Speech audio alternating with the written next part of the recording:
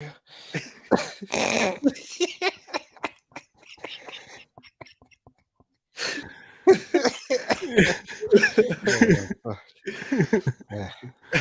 All right. So welcome back to the Smoke and Mirrors podcast.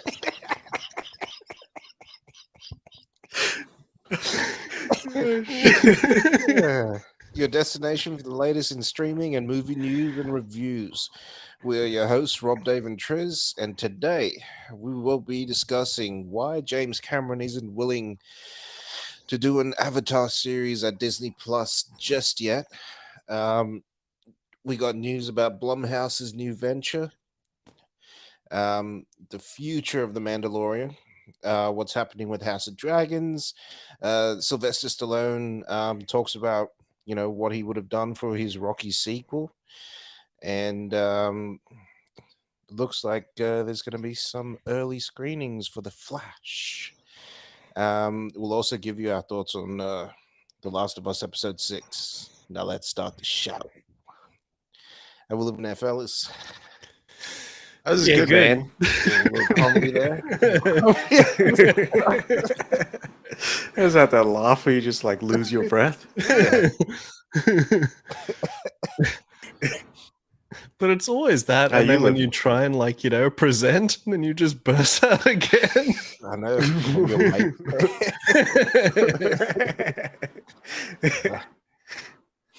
Yeah, how you going? I'm good. This is good, man. Getting there. It's Friday tomorrow. I can't wait for Friday. I know. Same. Tired, man. Had enough. Badly. But yeah, so let's start off with our trailers for this week. So we got our first trailer for I think it's the Thai monster film. Yeah. Called The Lake. This looks amazing, man. This is like, it feels very much like The Host. So it looks like Thai, the like Thai film is going to start taking over that sort of monster genre sort of thing. I watched that Thai movie with the crocodile. The Pole? Yeah. Them hits was fire, God. I liked that movie. It was good. It was good. What's his face? Nice bit of tension in there. It was good. Yeah. But yeah, so this looks like basically these monsters are found in this lake, and they stumble upon these monsters and then steal their eggs like idiots. And always.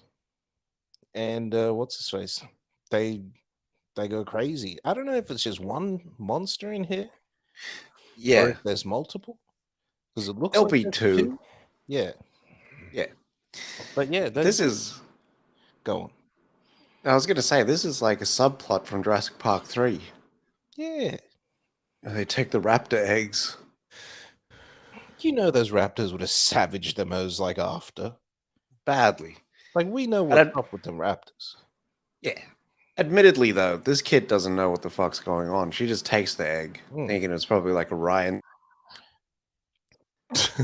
That's what made it worse. It was grown people stealing eggs. What did they expect? What's crazy? But yeah, man, this looks. I like these sort of movies. Same. It's like it's all been dark. Monster looks great. It's like a crocodile / bloody Komodo dragon / dinosaur. Looks great. Yeah. I'm liking the look of this. It's got that genre feel as well. It looks like it's probably only like 80, 90 minutes. That's all you need, my friend. Yep. Limited story, bit of gore. That's all we need. And the intensity. Yeah. And the trailer completely sold the intensity of it. Yeah. The only thing that I was like a little bit put off with in the trailer was how much they showed that monster. Yeah, which either means that's as much monster as we're going to get, or that's just the tip of the iceberg. And I'm hoping it's the tip of the iceberg, because I like the monster action, but I like the build up to it. Yeah, I'm a Jaws. Like, Jaws is my favorite movie. I like, okay, we got glimpses here and there, and is that what that shark? How big that shark is? All right, that shark is that big, and Yeah, I like that. Like, tease the monster.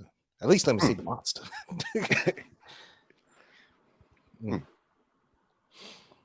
But yeah, that comes out soon, I think. I think that's another March release. Sounds like it. Yeah. This next one is shit coming out. Yep. The Boston Strangler. Yeah. March 10th for theaters, and then it goes straight to digital March 14, and then Blu-ray exactly a month after. 4K Blu-ray? Blu-ray. They just said Blu-ray, so I'm not too sure. Okay. Looks pretty good. That's pretty quick. It's a very quick pipeline from theater to digital to home video. Yeah. It looks like they're just trying to hedge their bets there. They know there's not going to be like a big thing, so might as well just get it all out. Could be the cult classic that Thailand deserves. Mm-hmm. True. Oh, back in business. Back in the habit. Now that I realize that back in the habit means like she's back in those nun garbs. Yeah. I didn't know that shit back in the day. Me neither. I thought she was in a habit of dressing up like a nun. So, okay, we're back in the habit. Like that's what we're doing. Yeah. But yeah, Boston Strangler looks fucking. It looks all right. It is a Zodiac rip completely. I mean, it's trying to sort of get that sort of that problem solving, mystery solving vibe going with it. And she's not a cop. They're both not cops. So this is Keira Knightley and Carrie Coon, who's got to change that last name. Yeah, she does. Because I get a little uncomfortable every time I say it. Yes. Trying to solve the Boston Strangler mystery, much like Zodiac. They work in the home sort of department of the newspaper. And they're trying to figure out this homicide case because they found links. And then there's the paranoia, and the bosses then sort of like, you're in the home department. Don't you dare step foot in the homicide columns. And of course she does. You know what I mean? Because she's onto a heater here. And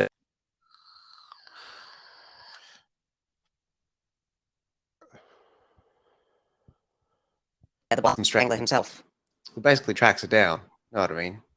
She put a name on herself, put a target on herself. You're right. This is exactly like Zodiac. Yeah. Oh yeah, of course. I mean, the beats feel Zodiac. Even the tone, the color palette of the film feels Zodiac. Yeah.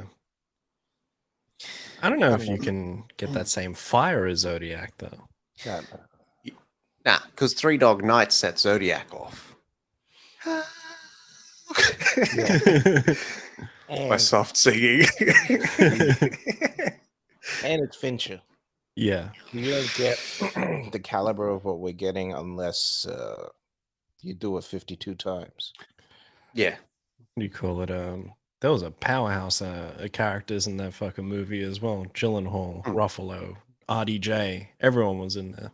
It was excellent. Yeah, everyone was a heater. But in saying that, right? Like, I know it's going to be a Zodiac sort of stretch, or that's what they're kind of calling back, so that people are like, I feel comfortable with this film and I'll tune into this because I liked Zodiac. I'm still going to check this out. So this is a streamer movie. I thought it was going to be like a full-on in the theaters. So I don't know if something got fucked up in the bake there. You know what I mean? Maybe it was going to. Originally. Yeah. And then they were just like, nah, this is straight Hulu, Star, Disney Plus if you're in Australia. This is content. A 20th Century Studios movie, yeah? Yeah. It is, yeah. I suppose if they were to release, they'd have to brand it Disney, right? No, so Fox Searchlight and Fox still keep their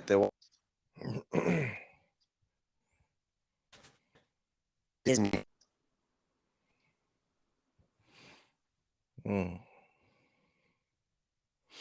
All right. Looks all right. I'm tuning in. Yeah. Why not? I like what's his face. I like those sort of stories. Yeah. Yeah. Yeah. I'm here for it. Yeah. So we also got that trailer for the Pope's Exorcist as well. With the trailer for Super Mario Brothers. What do you call it? I wasn't expecting to actually enjoy this trailer. So this is the one where Rusty is playing the legendary Italian priest known as Gabriel Amort. And this guy apparently did over 100,000 exorcisms. And they go through a lot of that, speaking on his accolades throughout his time as being the Pope's exorcist. And him explaining 98% of these weren't real demonic possessions, whereas the 2% was just pure evil. And it looks like, and I've noticed a lot of trailers are doing it again, where they give you a sneak peek of what's in the trailer and then they play the actual damn thing for you. Yeah. So it looks like we're getting a very Exorcist vibe with this little boy who is possessed. And you see him and he's like, I want the priest. And then you see a priest come, priest gets sent out. And he's like, wrong priest. And then obviously it goes back to... I said $1, bitch. Jesus. That's all I saw. They really yeeted that priest out of there. Yeah. He got it upside down and against the wall paws. Yeah. That's a wild position. Ain't no actor celibacy stuff for you here. But what do you call it? Yeah, and so they send Rusty in. And it looks like there's a big thing happening here where it's like they tried to stop this demon years and years ago. And there might be some dark secrets there for the Vatican. Thought I was possessed by some dick demon. You know what foods are shaped like dicks, Evan? The best kinds. Oh, fuck. I actually watched the William Friedkin doco, The Devil and Father Amorth. Yeah. Okay. And it was pretty good. It was him a day in the life type situation or whatnot. But then it just went off the rails. And then conveniently, Friedkin's camera cuts off, right? But his audio recorder's on. You're right. It was and I chided my cameraman all day after that. But apparently he has a full-on interaction with a possessed person. Well, we heard it at the end of The Conjuring 2. Yeah. That fucks me up every time I watch it. Yeah. So we've gotten a lot of these old man exorcist movies in the last couple of years with The Rite coming out, Deliver Us from Evil and whatnot. And now the Pope's Exorcist. Yeah. I don't know. The only thing I know, Russell Crowe is in here. Rusty for the locals. Yep. The only thing that's drawing me to this film is Julius Avery, who That's- directed the very, very underrated Overlord. That for me, that's the only reason. As soon as I saw Julius Avery's name, I was like, all right, let's go. The only thing that fucks me up is Julius Avery also directed Samaritan with Stallone. Okay. But that was also over at Amazon. And they probably wanted to, okay, we'll try and make it a starring vehicle for Stallone and all this other stuff. It'd be cool if they got someone else in that role, not Stallone. Yeah. If you get not Stallone, your budget goes down so you can do more with that money. I would have got Chris Maloney if my that's the guy, man. And he's The in old Chris real Maloney. good shape. Yeah, he is. I heard everything you said. Freak show. But yeah, man, the only thing that was throwing me off about this bloody movie is that accent. It's the same accent from Marvel. Yeah. The same Zeus accent. I don't know if he's trying to what he's trying to do. He didn't do an accent for Maximus. the black priest is talking with no bloody accent. Like, what's going on here, mate? Like, just like Hunt for Red October, this bitch. Like, that's what he should have done. Start off talking bloody what's his face? Latin? No. Italian? And then just like eventually it just goes into bloody what's his face? Yeah. Valkyrie. Very good thing that they did there. Mm. Even though Tom Cruise could do the what's his face, but still. Does it in Mission Impossible, mate. What? Oh man. But yeah, this really does sound like Super Mario Brothers. Like straight up. That's what he sounds like. Yeah. His It's like accent Chris- is horrible. Yeah. I reckon this is why Chris Pratt isn't doing that accent. Because it does sound terrible. Like you can't just do that accent. I know. Like just on Flagrant, this guy was saying that like Italian Americans are the last people that white people can make fun of on the planet. They can still like make fun of them. The last people that they can do it to. Oh. Yeah. Oh fuck. It's a me. I'm on So James Cameron was in an interview and he was talking about why he is not keen on making an Avatar series on Disney Plus. The reason being is that you know how fucking expensive it would be to make a show at that caliber. Do you know how long it'd take? Yeah. Like if it takes them 2 years to make a movie, it'd take them 6 years to make a show. Badly. So I don't think there's any surprise there why they haven't made a show. The only thing I would say was if they did a animated hand-drawn show, which might be all right, like Thundercat style. You know what I mean? But is there a market for that? Huh? No. Did they ever do one? There was never like a tie-in sort of animated series or animated movie or something? No. Wow. I reckon he'll do that. I think we got a game, and it was one Maybe of a the worst prequel games comic? ever made. Yeah. The comics look good. The way that they've drawn the comics look really, really good. Yeah. You could probably get the guys from Invincible to do an Avatar thing. Mate, that'd actually be real good, actually.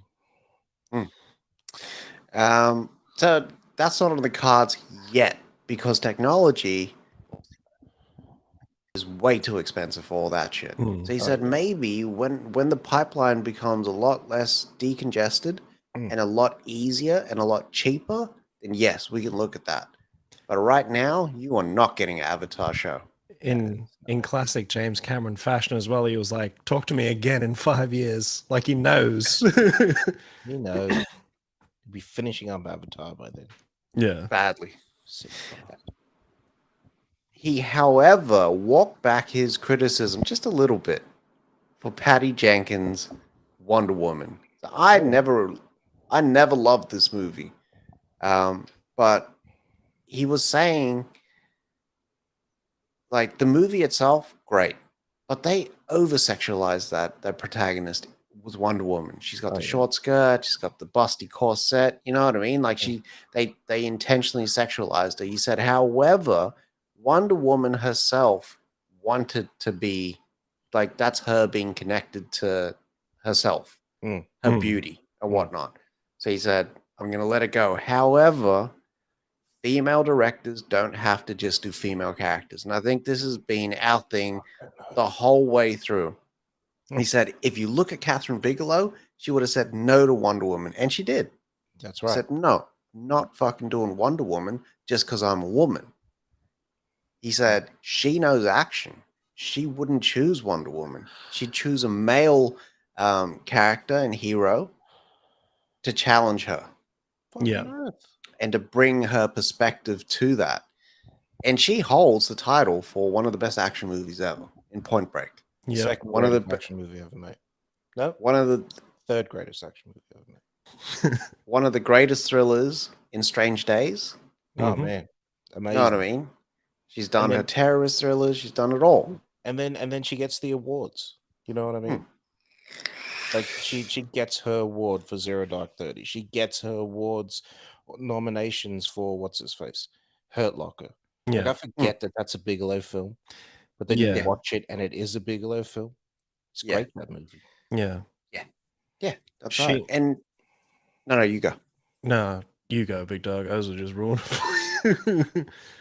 I was just going to say that with a female perspective, because women are so in tune with their emotions, Mm. she could bring that to the Hurt Locker, and it really makes Yeah. those characters shine. Yeah. That movie does not work if you have a male director. Like a male director, that Hmm. movie is going to be all action. I don't need all action, B.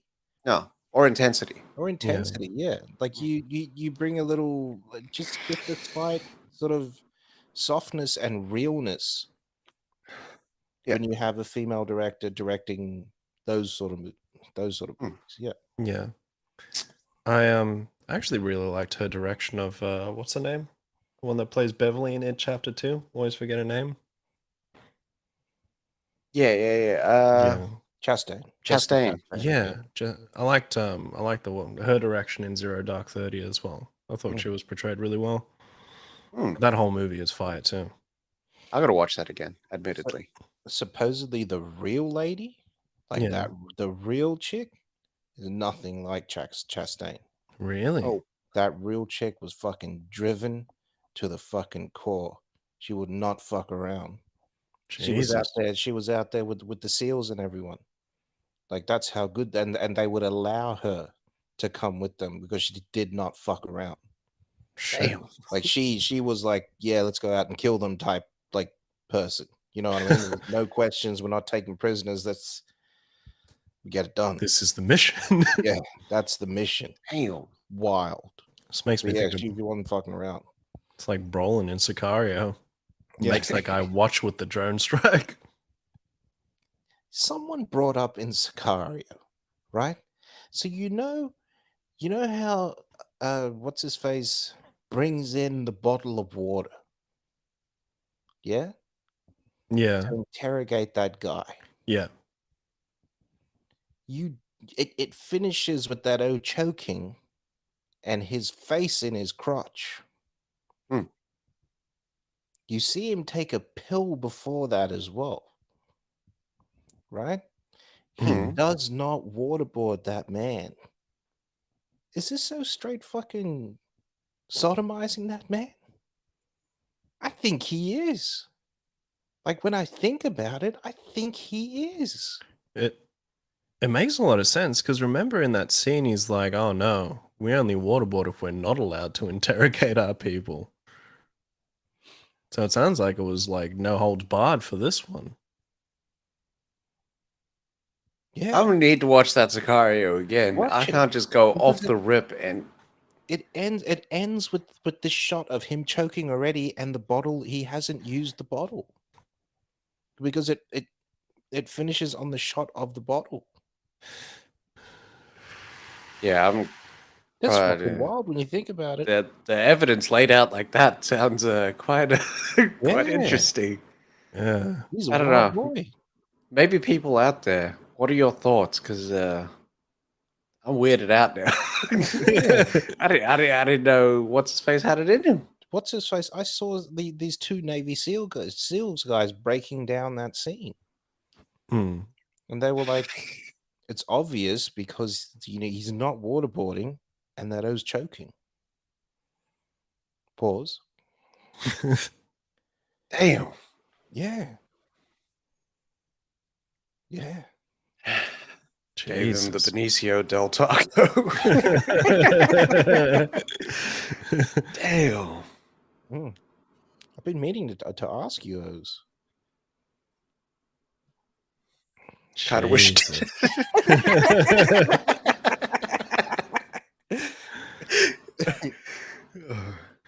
What do you call it? Just quickly on that too. Cameron did say that like if you got a female director to do like a Batman movie, it would be fire as well. And can you imagine if Bigelow was the one to do that Brave and the Bold, the Batman's there. Fucking oath.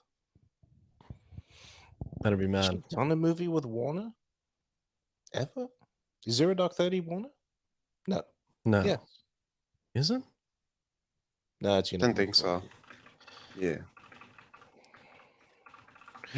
I don't think so just yet, unless Strange Days is. I know Point Break isn't. Actually, no, Strange Days is. That's a New Line feature. Columbia. Zero Dark was Columbia. Yeah. Strange Days is a New That's Line what it was. feature, yeah. Yeah, it's Strange Days.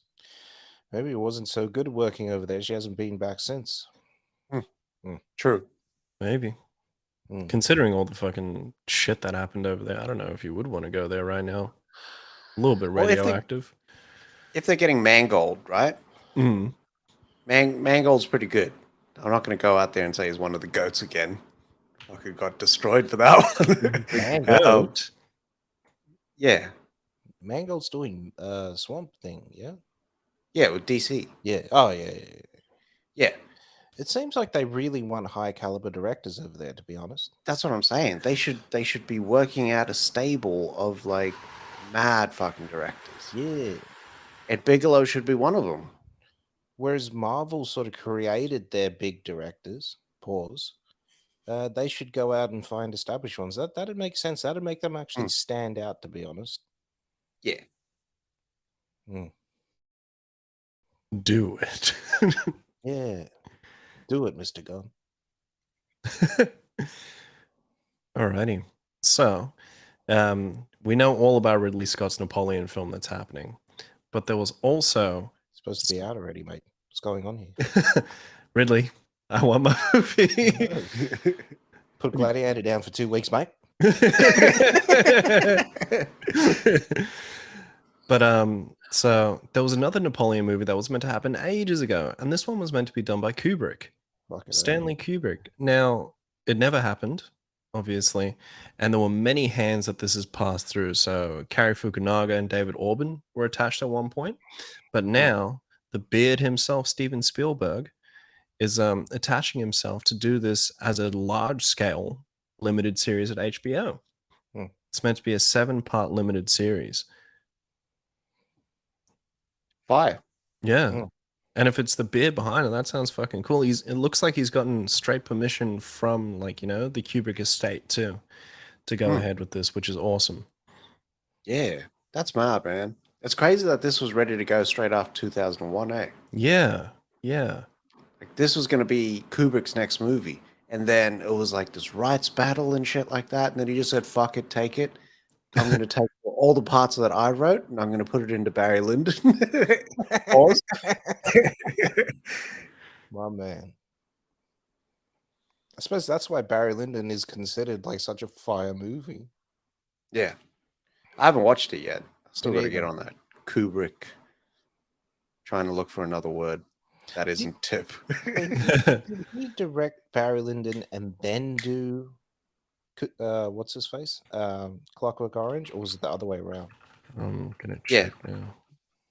I'm pretty sure it's 2001. Clockwork. No, Clockwork first in 71, and then Barry Lyndon in 75, and then The Shining in 80. Jesus. Man was taking time. Good. Because it was 3 years between 2001 and A Clockwork Orange. About right. Yeah. All right. So Blumhouse, super producer over there, bloody what's his name? Jason Blum. Jason, stop it. They're turning their attention over to gaming. So they want to set up Blumhouse Games. It's going to be a new subsidiary of Blumhouse Films. And they only want to publish and produce sub $10 million budgeted games. Yeah. Love it. So just like it's films, that's what they want to do. Now, recently it came out, right, that the new Saints Row remake cost $100 million to make. Cost more to make than GTA 5. right? For real? For real. GTA 5 only cost $60 million to make this because Rockstar does everything in house, right? All right. They're Yeah. smart about it. Yeah, they build their own tech. They do all that stuff. Yeah. This is a really good idea. I get sort of what's their names, guys? Did The Walking Dead Telltale vibes from this, Yeah. right? So they can do those little smaller budgeted games, maybe take longer to create them, but get it in under $10 million. Yeah. This is great. If they can, like, utilize some of the Blumhouse sort of, like, monsters and all that sort of stuff that they've got over there, that'd be awesome. Especially with them. I mean, they've got The Exorcist now. They've got bloody Halloween. I think Blumhouse might be involved with the new Friday the 13th remake. Like, they've got a whole bunch of stuff and like just like iconic sort of characters that they could use. You could also do, I mean, like some of the Conjuring stuff if you wanted to. That's right. Like untold stories that they wanted to do as that wouldn't work as films. Those could be just made into games now. Yeah. It's Fuck awesome. yeah. It's a really, really good sort of what's his face? Really sort of good sort of pivot for them and to capitalize on that. To just this market that's sort of like just nobody thinks of going into. Everyone thinks of like a tie-in game that's always shit. Everybody knows it's going to be shit. They never think of sort of creating their own company and releasing original work over there. Yeah. DC is now. Yeah, they will now. It would be cool if they utilize those same actors from the movies in the games, much like DC is doing. Yeah. Now. You're going to get that same actor to just breathe for the shape.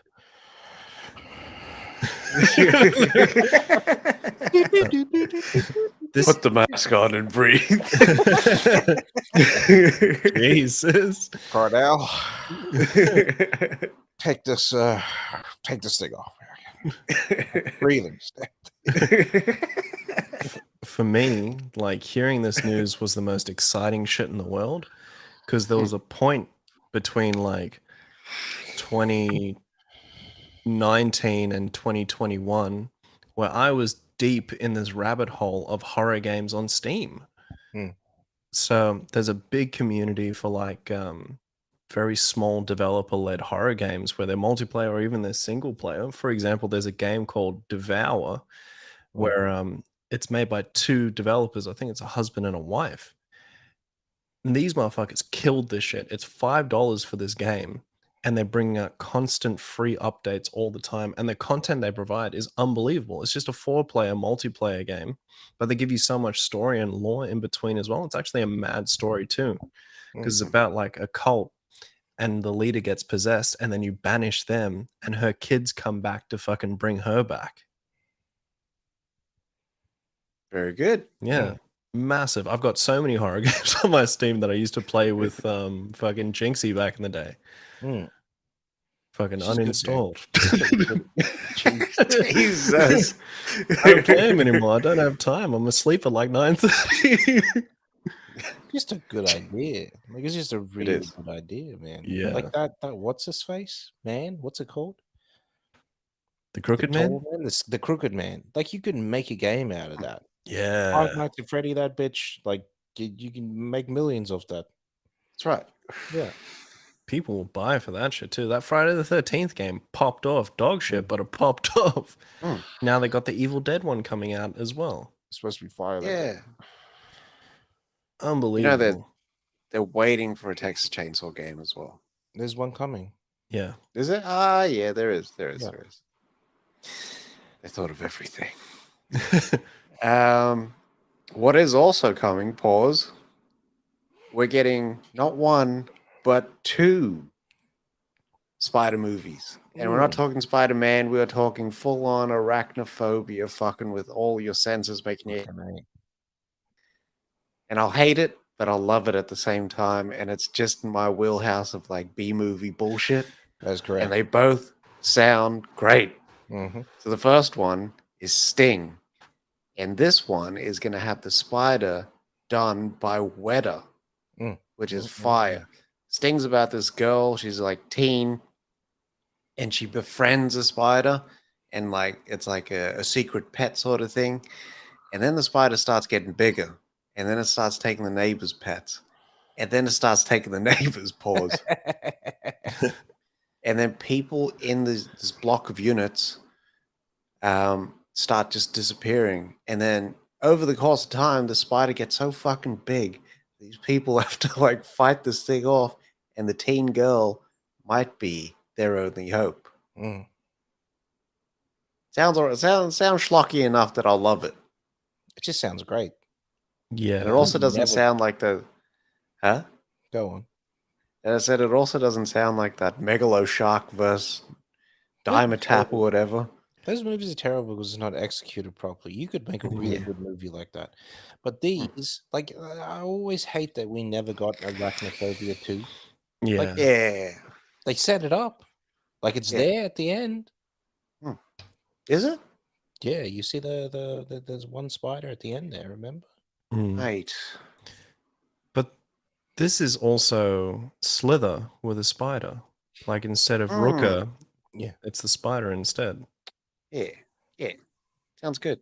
The next one is it's a French movie called Vermin. Almost the exact same layout, minus the teenage girl. But it's this rich, entitled piece of shit trying to get, like, you know, his inheritance from his dead father. Right. And he releases this spider, and the fucking, like, just procreates, and this tenant building just gets overrun by all these fucking spiders. And these people are like, it almost sounds like they're in lockdown. And they're almost like they have to fight through all these spiders. It's like spiders in a building. The sequel to Snakes on a Plane. I keep thinking of fucking when that chick's showering in Arachnophobia. God. I hate spiders, man. So spider movies, besides like Arachnophobia and Eight-Legged Freaks, I can't think of another spider movie. No, there is none.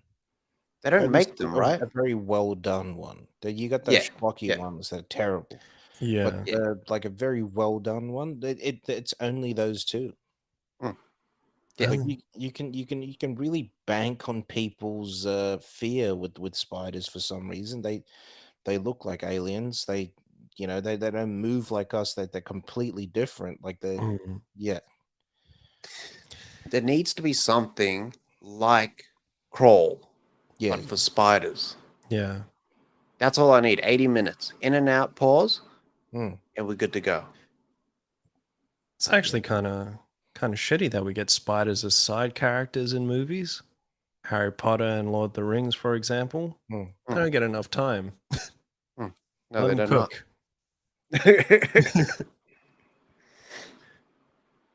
So, moving on from there. So, we've got like, 8 days, 9 days, and then we get Mandalorian season 3, the first episode. Can't believe it's 9 days away. The first? Yeah, 1st of March. There's only 28 days. It's 6 days.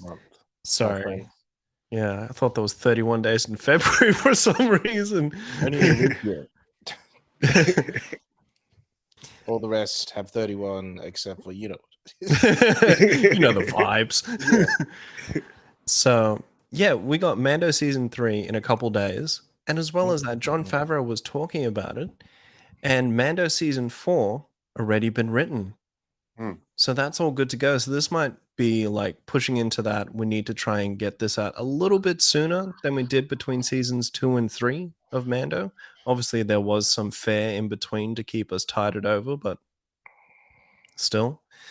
But as well as that, the reason for it being was that the Skeleton Crew, as well as Ahsoka, still tie into the same time frame as well. So they wanted to make sure that they had everything ready so that when everything came out, it would be all good to go. So as well as that, we got all of our posters for Mando season 3, which all look fire as per usual. Yeah. Pumped for this, man.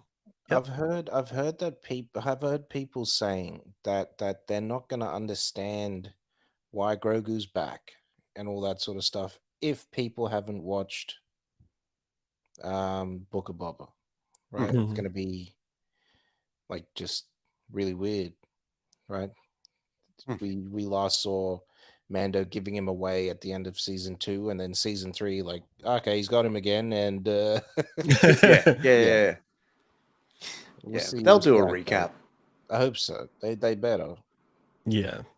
They'll probably tell you, like, ever since I so-and-so the so-and-so. Yeah. But yeah.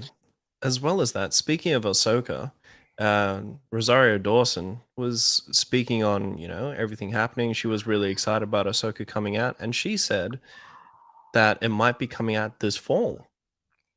Fucking A. Obviously, like, we've got to take it with a grain of salt, but sounds like we're getting an Ahsoka show real soon.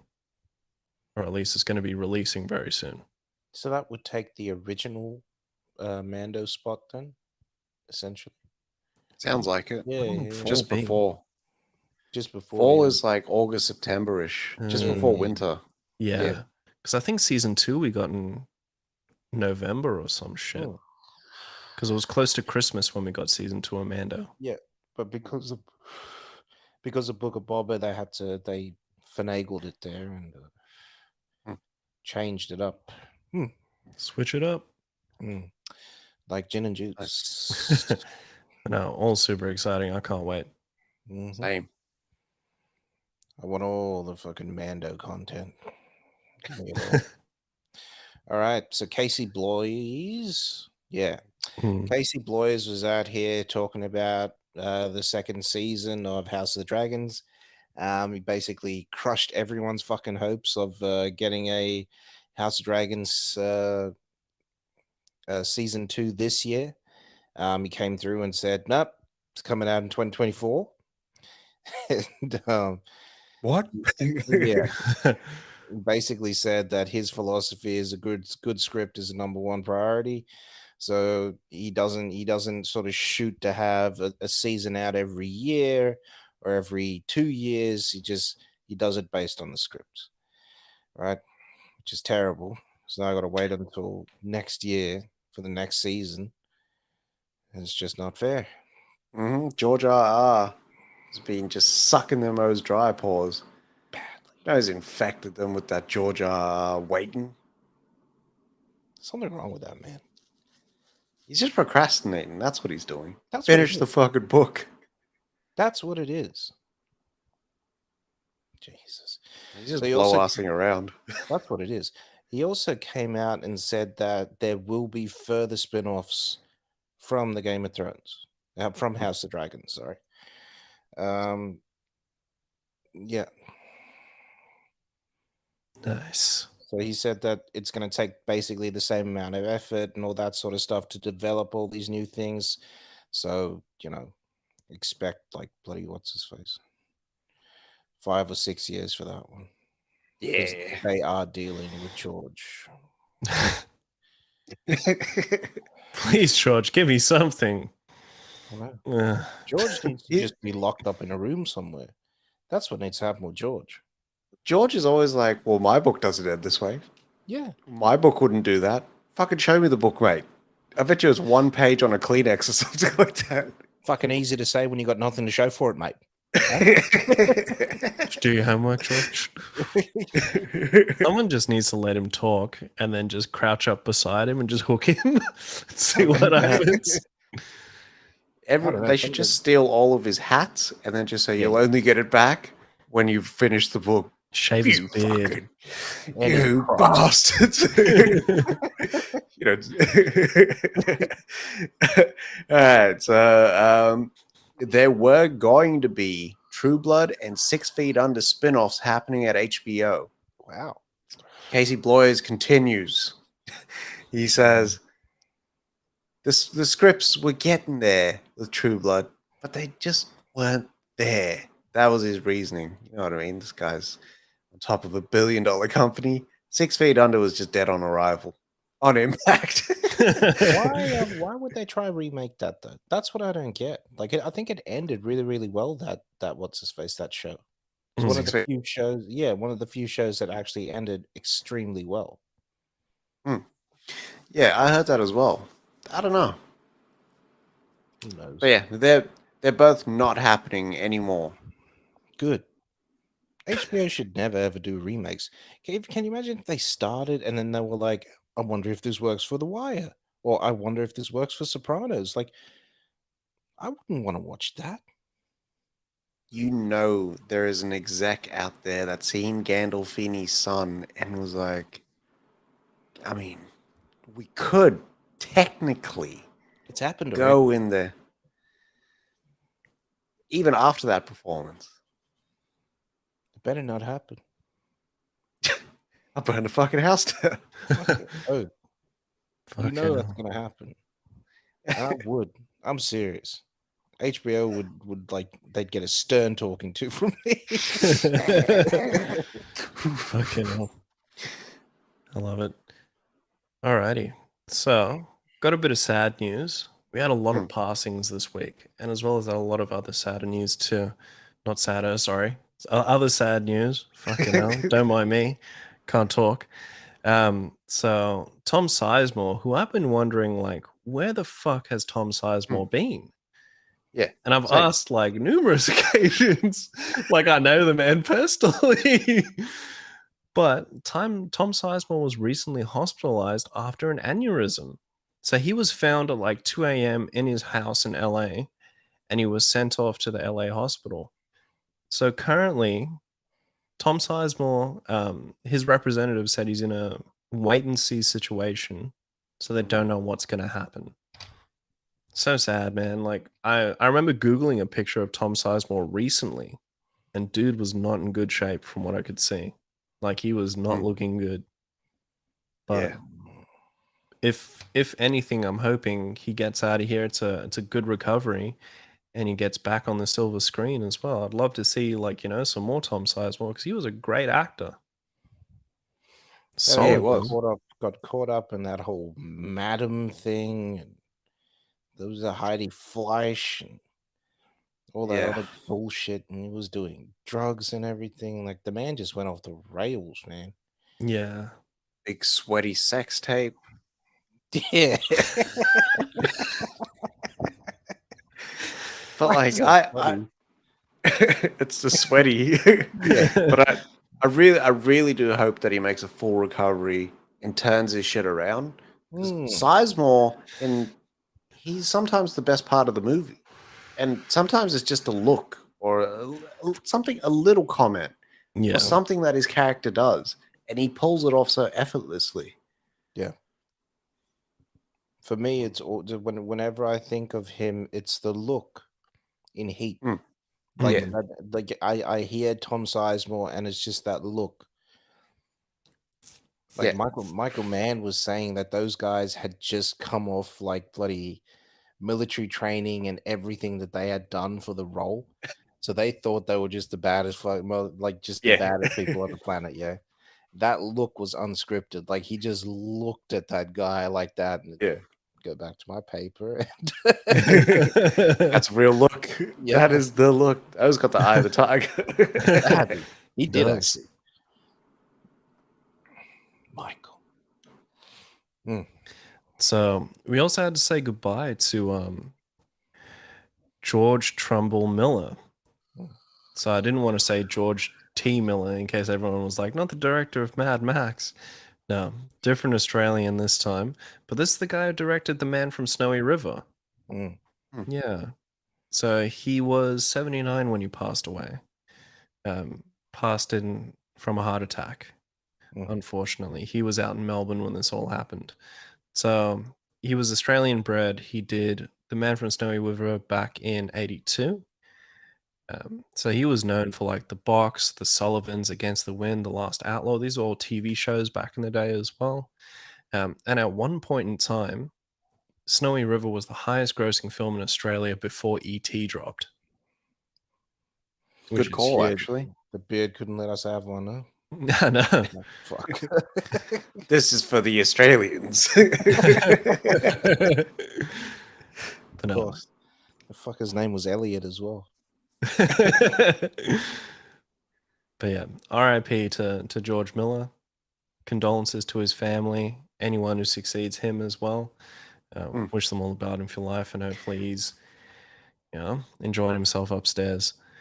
So, as well as that, Richard Belzer passed away. Everyone who knows Richard Belzer would know him as Munch. Man played Munch across 10 different series. That's wild. Yeah, 30 Rock, X-Files, The Wire, Arrested Development, everything. Jesus. Yeah. And it wasn't just the same network. That was 6 networks that he was playing Munch. Just jump that character. Yeah. Like he was the only guy. Because he made his start, like that character started in Homicide. Yeah. That's wild. That's- To me, it's that's crazy. wild. Homicide predates NYPD Blue. Yeah. Like that was the very first NYPD Blue. NYPD Blue wasn't even blue anyway. Yeah. It wasn't even swearing or anything. They did have that scene with where he's in the shower. Was it David Caruso or Dennis Franz? But anyways, Dennis one of the Franz. characters was Franz with his thinning Yeah. hairline, slick back, and he's in the shower, and that chick comes from behind, steps in the shower, and he's like, "I washed that part already." He was cold as fuck. It's cold as ice. You were cold as Franz. But why was Franz the one naked in that scene? Like, who wanted to see that? Put it away. Yeah. He was a worker. Blue collar. NYPD blue collar. Yeah. Huh? These are the real heroes. But so Belzer was 78 when he passed away. So he passed away early on Sunday in his home in southwest France. So Bill Sheft, who was a writer and also one of his longtime friends, just said he had a lot of health issues, and when he went, he was very much so classic Belzer, and he said, "Fuck you, motherfucker." I always remember Belzer from Scarface. That's how I remember him. Who is he? Because I was trying to remember who he is. He's the comic that's in the what's his face. When those O's try kill Tony just before he goes and kills Frank. Because he's out, and then that clown comes out, and the clown gets it, and then Tony takes out them 2 O's. Jesus. After getting winged. Damn. You know that also that George T. Miller directed the Never-Ending Story Part Deuce? Yeah. Wild. I didn't want to bring that up. Hey, number 2 was good. It's that third one that was a crock of shit. Like, as if we wanted to see like the story of the rock biter. Pause. Shit. Rock biter. I think it was like the son of the rock biter. It was some bullshit. It was terrible. Like the Never Ending Story Part 2 actually followed the story of the Never Ending Story. That's how it did too. Yeah. Yeah. Yeah. Yeah. R.I.P. to Belzer. Fucking condolences once more. Sorry, big dog. You go. All right. So Sly shared some. Well, he didn't share. These other people shared a few shots from his long in gestation Rocky 7, which is not going to happen because of the beef that's going on between Stallone and the Winklers. Yeah. So there was a scene that was shared about Rocky sort of closing up the restaurant and Adrian being in the restaurant, like him thinking about obviously not a flashback, but him projecting Adrian sort of sitting down and talking to him, and him putting on some music for her, and it's her favorite music. Yeah. There was also another scene where Rocky, they don't know if he's mentoring a younger fighter or like, if that's what he's doing now or stuff like that. But yeah, man, I don't know. Like it's weird, but I don't think I'd want to see another Rocky film. Same. Like I think he should have just stuck with the Creed. Um, it's gonna really feel weird him not being in Creed. I would have loved it if he actually directed Creed. Yeah. That third Creed, it would have been like just next level. Yeah. Even though from what I'm seeing, Michael B. Jordan has done a really great job. It's the first sports movie ever to use IMAX cameras. So all of the fights and whatnot is captured in IMAX. Just hopefully opening up here in Sydney soon. But yeah, man, God. we'll see how it goes. Rocky 7 should yeah, it's done. Yeah, I'm happy where it ended off in 6. In Balboa, that was the perfect place to end it off. He just That's- needed to get the shit out, go the distance. He did that. Now I'm sliding into my next phase of my life. This would have just cemented his role as the new Mickey. Pause. Yeah. As if you want Know to what I see mean? it. And you already seen it. You already Yeah. seen it in Creed. I think of him now. His character for me is living in Canada Yeah. with his son, taking care of his grandson, like, and That's maybe eventually getting sick and dying. Like, but Yeah. that was him going the distance again. That's right. Yeah, That's the thing that he needed to defeat was his own pride to pick Yep. up the fucking phone, make the trip out to Canada, Hmm. and to squash the beef and the distance that he had with his son. that's right. That's the next fight. He doesn't have to live a fighter's life. All the shit that he was pumping into Adonis, pause. Yeah, That's him now actually doing it. That that is was the most. fucking wild. That was a wild sentence. That was a wild sentence. Fucking hell. But that was like the full circle moment when he's like, "You don't want to fight his life." Yeah. Yeah, For our last piece of news, there, exciting, really exciting, and Mm. also cribbed. So Warner Brothers, seeing the success of what Paramount did with Top Gun Maverick last year at CinemaCon, has said, "You know what? Yeah. We're hedging our fucking bets on the Flash. Not only do we want to put it out there, still, we want to put it out there early. So for those in attendance at CinemaCon in April are going to get a chance to see the Flash 7 weeks early." Motherfuckers. And you know what's crazy? They're not even worried about the reaction. They're like, it worked well for Top Gun, and they're looking at that sort of $1 billion business. So let's do the same with the Flash. Let's recreate that. So Warner thinks they got a heater on their hands, huh? They caught one. It appears so. It appears so. Wow. Okay.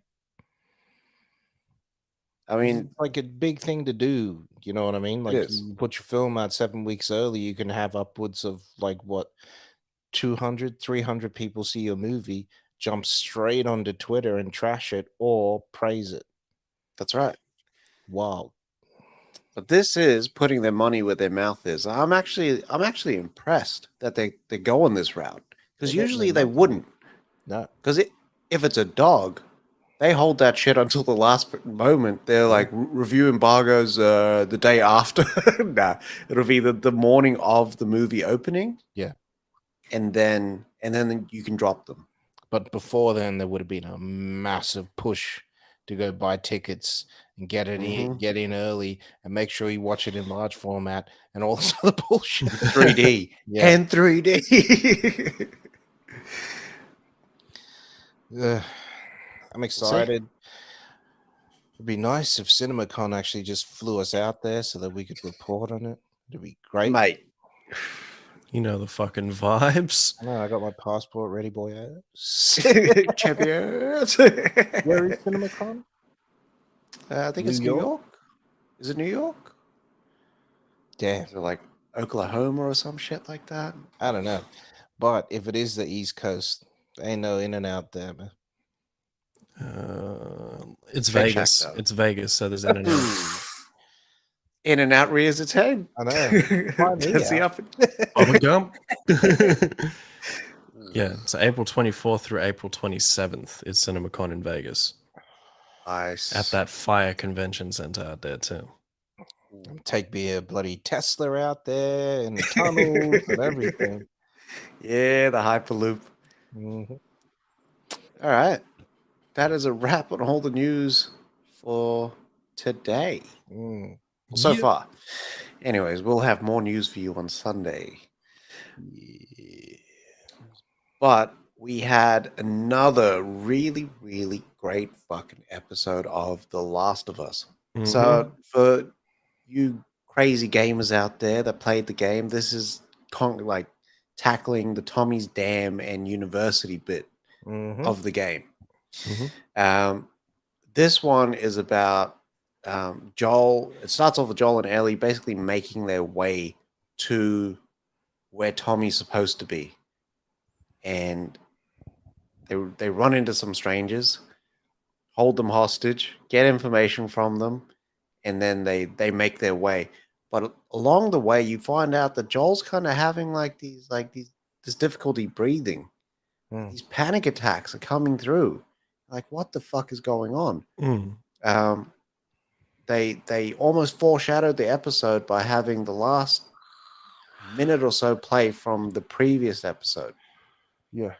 Yeah. which was Henry killing Sam. Yeah. Yeah.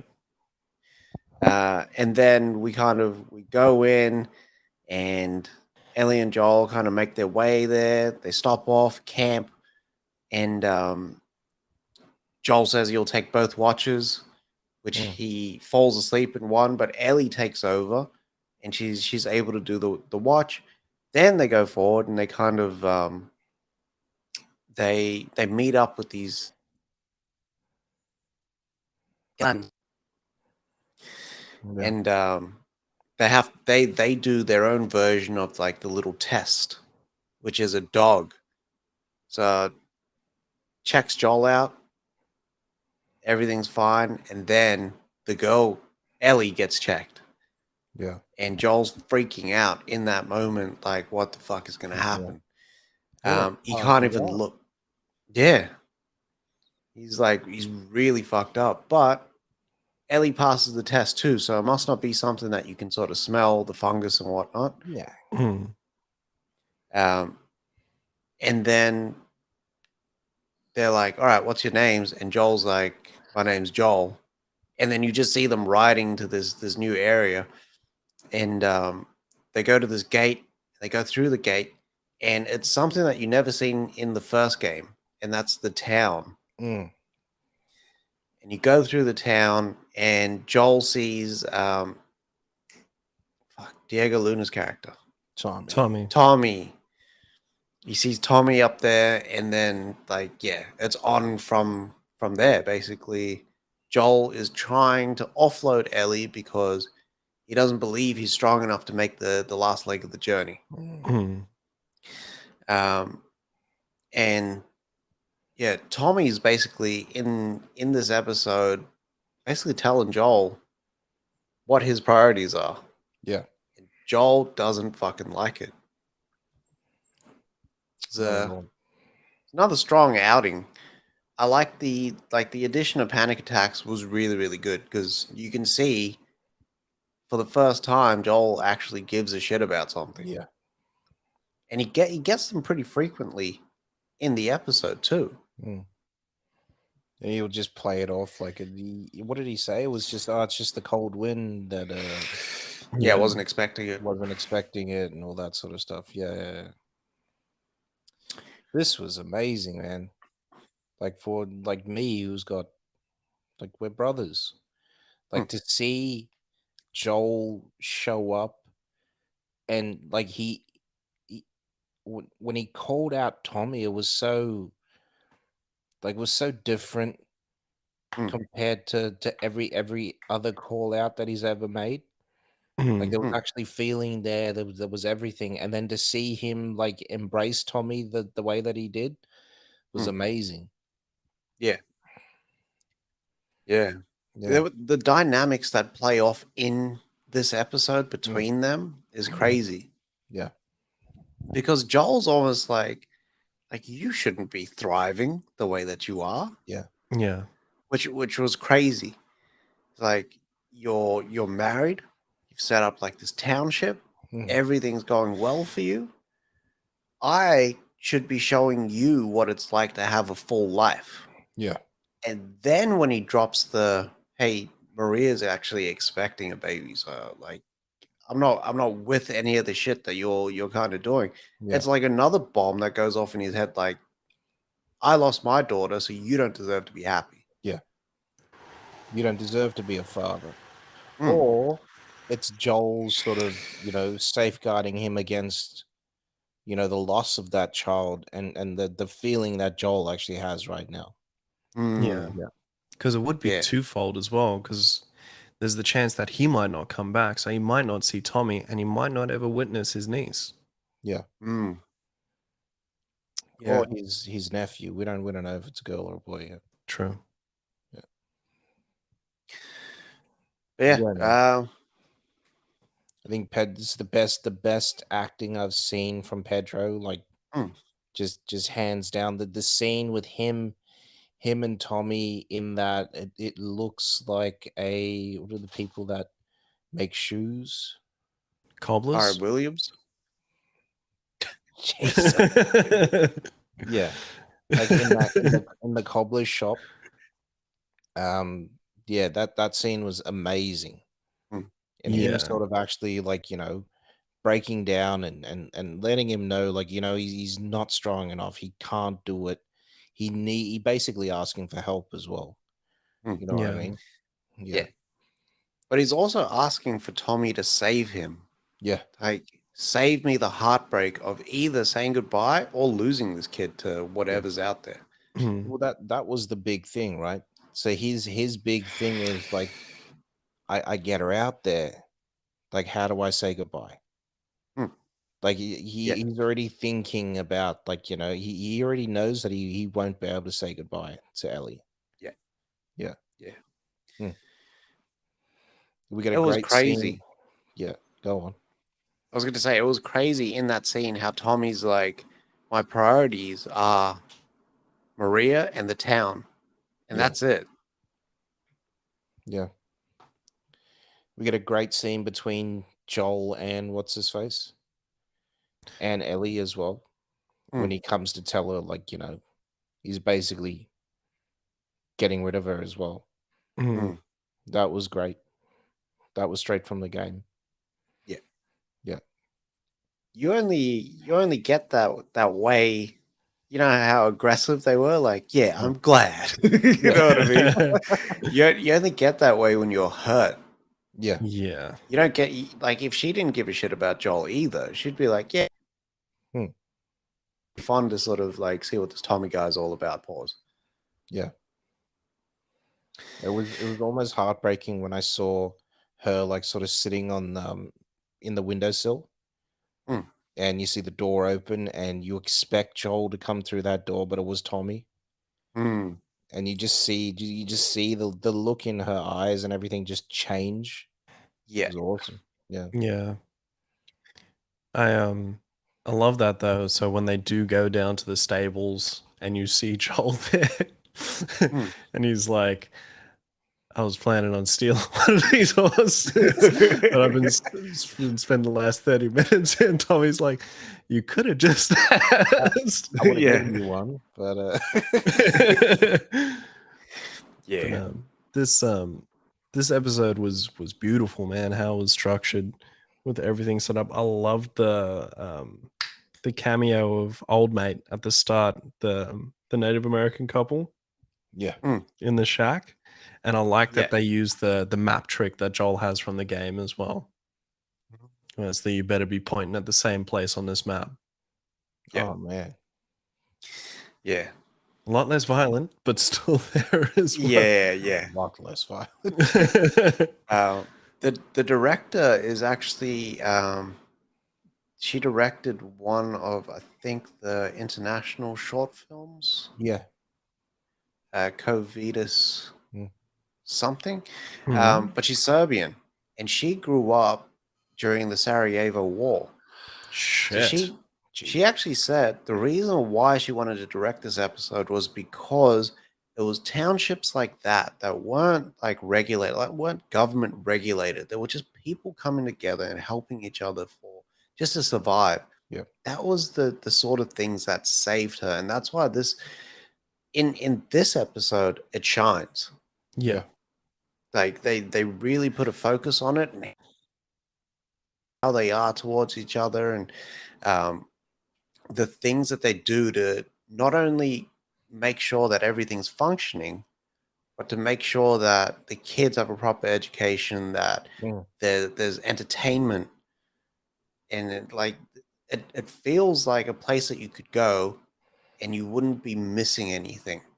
Yeah. Know what I mean? Like you still have all the amenities, like all the things that you'd kind of need, and it's all barter. Yeah. You I'll know, trade you. I'll give you this. You give me that. It's beautiful. Yeah. you sure you want to leave?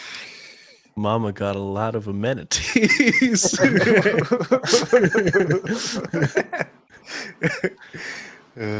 Also, but yeah. what I liked about this episode was that while it was for like all of our, I guess, new goers into the series, there were a lot of Easter eggs here for the regular goers who played the first and second games as well. Yeah. Yeah. Didn't There expect was a to little swap. someone. Yeah. Someone that shows up, little prefacing, little foreshadowing there, mate. Season 2 Easter egg, if you would. I want to play me some Bobby Caldwell. The switch was great. Like it just makes sense to me to have them not in the hydroelectric dam, like living there, and actually have that township set up already. Yeah. I like that. Yeah. And that was Tara from True Blood as well. It was. Yeah. I heard the voice and I saw the face and I was like, I know you from somewhere. And then I looked it up. I was like, Tara. Yeah, I really enjoyed this episode. It was very light on action as well until we get to the university part. Yeah. And the university part is basically like I want to say pound for pound, but it's not. That's not the word I want to use. It's like 1 for 1. 1 for 1. What happens in the game? Yeah. With the monkeys and minus the exploring and whatnot. Yeah. Yes. I also used a shank somewhere in that university to open a door, mate. I did that. But yeah, that was awesome. So they head out to Salt Lake City. No, the University of Colorado or something like that. University of Colorado. Looking for the Fireflies because supposedly they're there. They get there, no one there. Once again, they can see supplies. They can see where they what they had on hand. They go upstairs. They go look into this room. They can see that it looks like they've moved all to St. Mary's in what's his face in Salt Lake City. It's a bigger hospital, better amenities there, all that sort of stuff. They get found by they see people walking through, and then they basically make their way down out of that university. They get to the horse, and Joel and this guy gets into a scuffle, and Joel ends up a little worse for wear. Yeah. Gets run through by a bloody broken off baseball bat. In the game, he flies out of the window or gets knocked out of a window and gets impaled by a bloody what's his face? Piece of rebar. Yeah. God. I don't know how he bloody got himself off that. But yeah. So this episode really ended on a cliffhanger. So this episode ended with Joel, them getting out of there, Joel on the horse, and then Joel just falling off that horse. Yeah. When they're in the clear, Yeah, in the snow, in the snow. leaving Ellie to fend for both of them, Mm. which is wild. And I was sitting down after I watched this episode, and I can't believe we only got 3 more and then we're done. I know. Mm. Yeah. It just feels like, this could go on forever. Yeah. Like I but just that's- want I it. think, Pause. yeah. Yeah. And knowing that they only greenlit that second season this year means that we won't get season 2 next year. Yeah, it's another 2 years. Yeah. Do you think they recast Bella Ramsey? It depends what story that they want to tell for the next season. That's true. That's true. But yeah, so next week I think we can probably look forward to that episode with David Yep. And Left Behind, and Left Behind. Yes. which is a little bit of Ellie's backstory before she comes in contact with Marlene and the Fireflies. Yeah. Which will be interesting because I don't know shit about that. I never played the DLC. Neither. How dare you? It's going to be a surprise for both of us. I know. I'll get into it. 3 weeks from now, I'll be able to play it. They're smart about it, huh? They were real smart about it. Yeah. I don't buy this game for the 5th time. What do you call it? You know what's wild as well? I was thinking about it too. If there was any other tie-ins with games and TV shows, The Mandalorian comes out, and then Star Wars Jedi Survivor comes out shortly after as well. Is that out already? It's coming out soon. Yeah. It's out Wow. yeah, they pushed it back, I think, a couple of months, but that's about it. Yeah.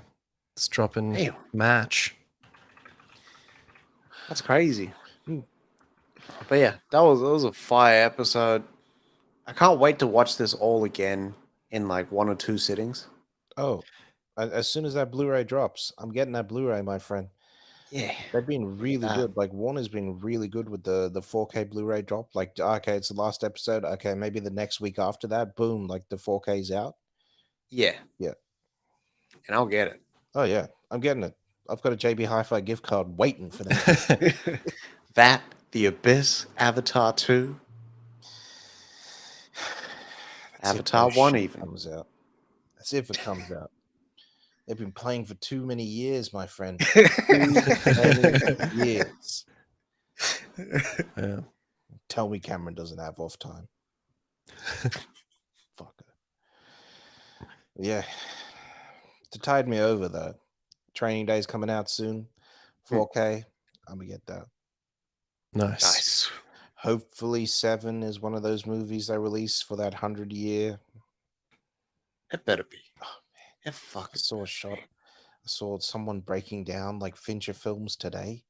It was just amazing. Seeing 7 like that. Mm-hmm. I was saying that you can see in 7 from the start, the way that he shot it was what's his face. Okay, these two are like, so separate from each other.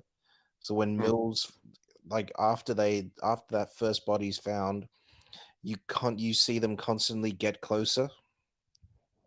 Yeah. Together. So like eventually they are together with everything. Yeah. This is like only like master filmmakers know how to do that. And Fincher is that man. That's why I'm excited for The Killer. Yeah, but where's that trailer, man? Oh, Netflix only drops like 3 weeks before the actual movie comes out. All right, that is a wrap on all the news and reviews this part of the week. It's got to be a cleaner way of saying that. For now, Yeah, mate. For now, but stay tuned on Sunday when we return with the shrinking pause and more thoughts, more news, more clues for the week. Blue's Clues. Yes. Get your hand That in are- that book, bitch. But follow us on all social media: Instagram, Facebook, TikTok, Twitter, YouTube. Drop us a like and a subscribe and a notification belly, bell end, whatever you prefer. We take all